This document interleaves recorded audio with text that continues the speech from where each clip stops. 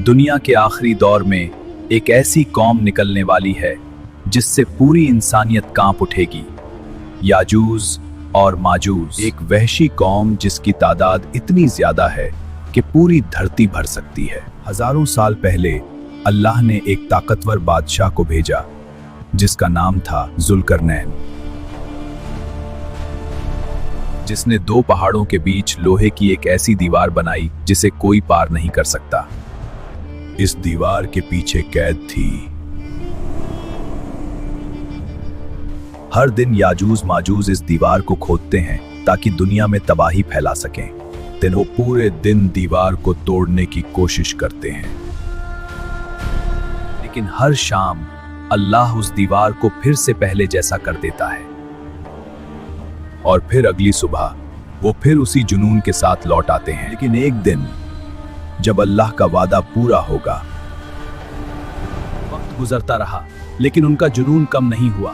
हर दिन वो दीवार को और कमजोर करते गए। और फिर एक दिन ऐसा आएगा जब दीवार में दरार पड़ जाएगी और जब वो दीवार टूटेगी तो धरती पर फैल जाएगी याजूज माजूज की बेकाबू भीड़। उनकी तादाद इतनी होगी कि पहाड़ और मैदान सब भर जाएंगे। लोग डर के मारे पहाड़ों में छुप जाएंगे, लेकिन तबाही हर तरफ फैल चुकी होगी।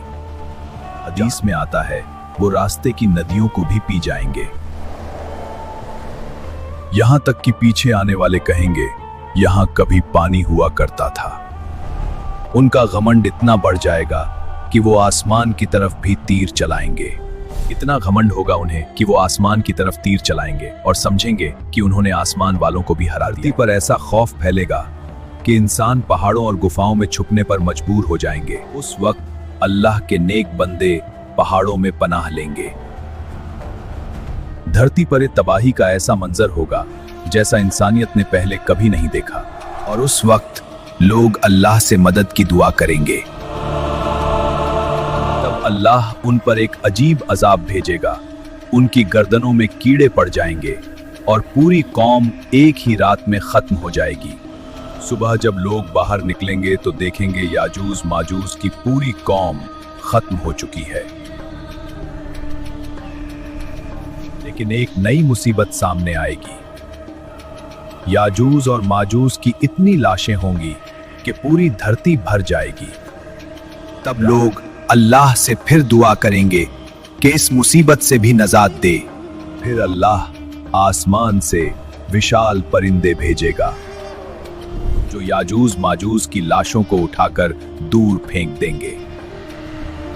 और फिर अल्लाह तेज बारिश भेजेगा जो पूरी धरती को धो देगी और धरती फिर से साफ और शांत हो जाएगी।